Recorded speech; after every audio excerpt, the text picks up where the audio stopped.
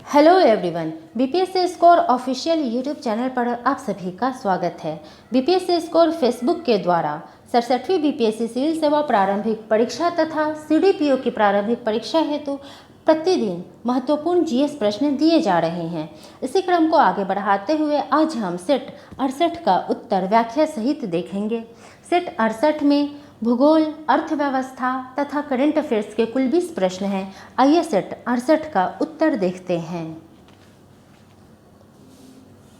प्रश्न 1, विश्व में सर्वाधिक ऊंचाई पर स्थित नौकायन झील कौन सा है? इसका सही उत्तर है ऑप्शन ए, टिटिकाका झील। टिटिकाका झील दक्षिण अमेरिका में स्थित विश्व में सर्वाधिक ऊंचाई पर स्थित नौकायन झील है। यह झील पेरू एवं बोलीविया की सीमा पर स्थित है। समुद्र तल से इसकी ऊंचाई 3812 मीटर है। जलीय मात्रा के अनुसार यह झील दक्षिण अमेरिका की सबसे बड़ी झील है। प्रश्न 2, किस महाद्वीप में स्थलरुद्ध देशों की सर्वाधिक संख्या है? इसका सही उत्तर है ऑप्शन डी, अफ्रीका महाद्वीप में। अफ्रीका महाद्वीप में स्थलरुद्ध देशों की सबसे अधिक संख्या है। वह देश जिसकी सीमाएं चारों ओर से स्थल से घिरे होते हैं स्थलरुद्ध देश कहलाते हैं। प्रश्न 3, डेन्यूब नदी निम्नलिखित में से किस देश से होकर नहीं गुजरती है? इसका सही उत्तर है ऑप्शन ए, पोलैंड से। डेन्यूब नदी पोलैंड से होकर नहीं गुजरती है, बल्कि यह रोमानिया, जर्मनी और हंगरी से होकर गुजरती है।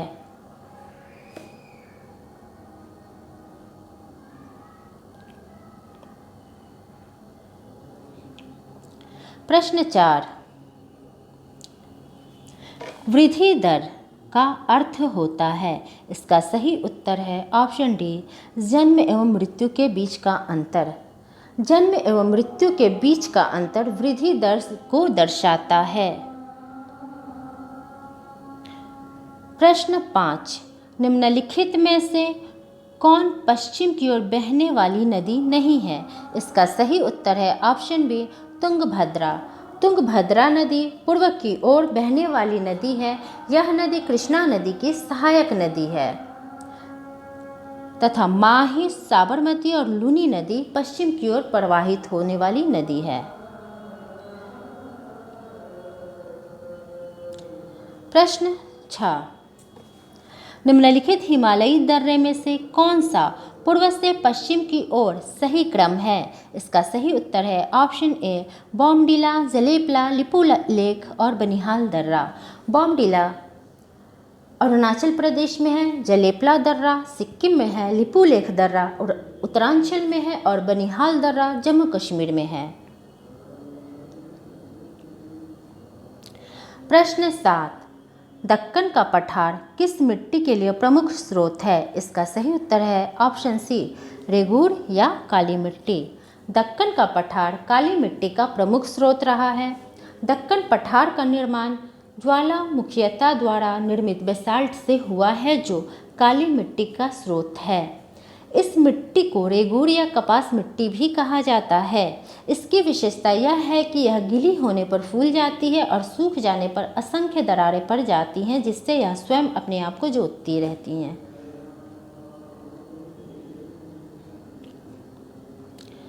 प्रश्न 8, गोंडवाना लैंड के नाम से प्रसिद्ध चट्टानें पाई जाती हैं। इसका सही उत्तर है ऑप्शन ई, उपर्युक्त में से एक से अधिक। गोंडवाना लैंड के नाम से प्रसिद्ध चट्टानें नर्मदा घाटी में, सून घाटी में तथा दामोदर घाटी में पाई जाती हैं।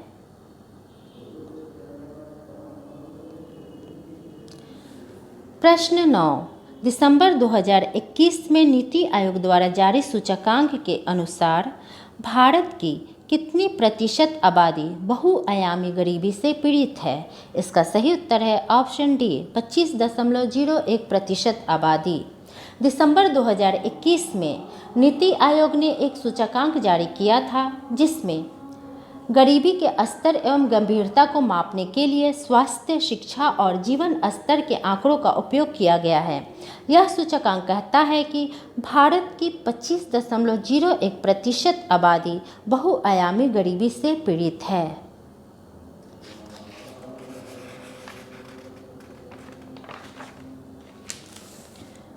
प्रश्न 10।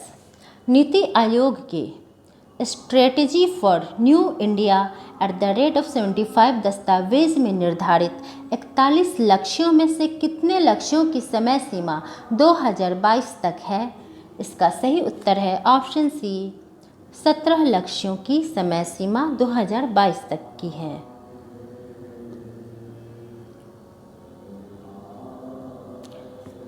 प्रश्न 11। केंद्रीय बजट 2022-23 अगले कितने वर्षों के लिए अमृतकाल की नींव रखने और अर्थव्यवस्था को गति देने का प्रयास है?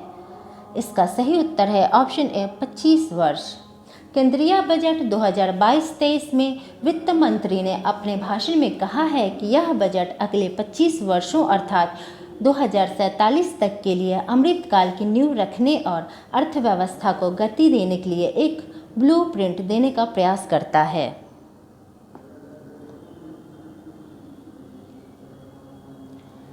प्रश्न 12। कोरोना महामारी के प्रभाव के कारण वर्ष 2020-21 में कितने राज्यों की प्रति व्यक्ति आय 6% तक घटी है? इसका सही उत्तर है ऑप्शन बी, 9 राज्यों की। कोरोना महामारी के प्रभाव के कारण वर्ष 2021 में 9 राज्यों की प्रति व्यक्ति आय 6% तक घटी है।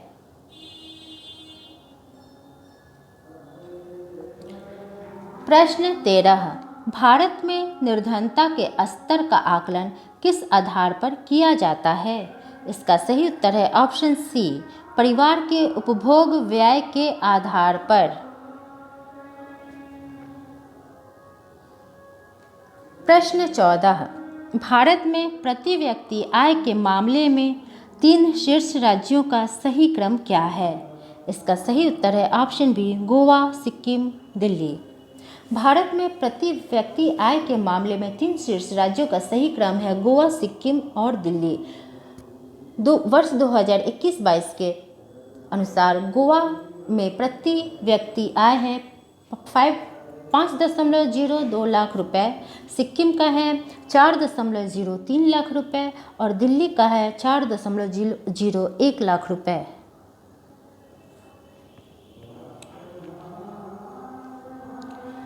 प्रश्न 15।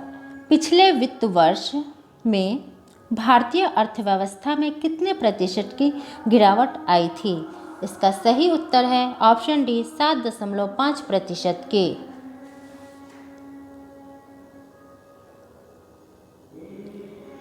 प्रश्न 16। अंतर्राष्ट्रीय बालिका दिवस 2021 का विषय है। इसका सही उत्तर है ऑप्शन ए, डिजिटल पीढ़ी हमारी पीढ़ी।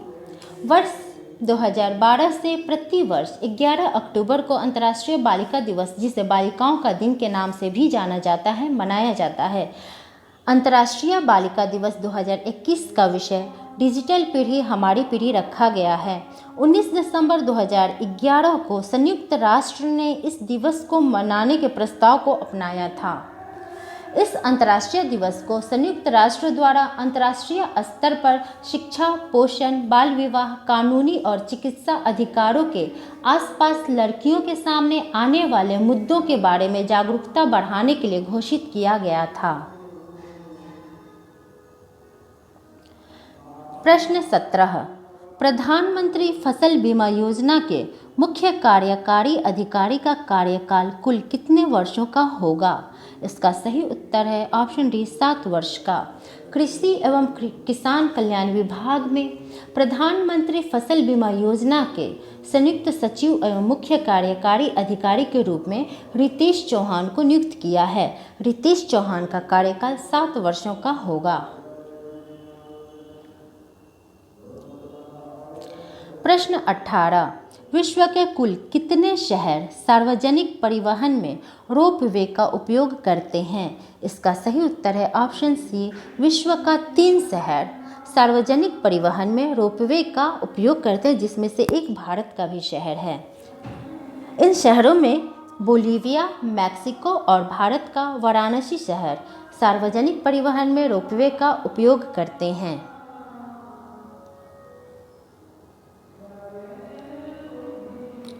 प्रश्न 19, संयुक्त राष्ट्र खाद्य एवं कृषि संगठन का मुख्यालय कहाँ स्थित है?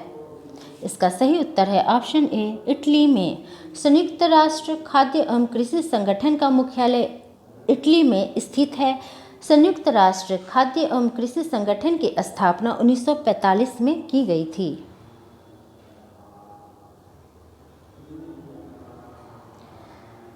प्रश्न 20, 10 देशों के बीच जारी की गई क्लाइमेट टेक इन्वेस्टमेंट 2021 रिपोर्ट में भारत किस स्थान पर है? इसका सही उत्तर है ऑप्शन डी, 9वें स्थान पर।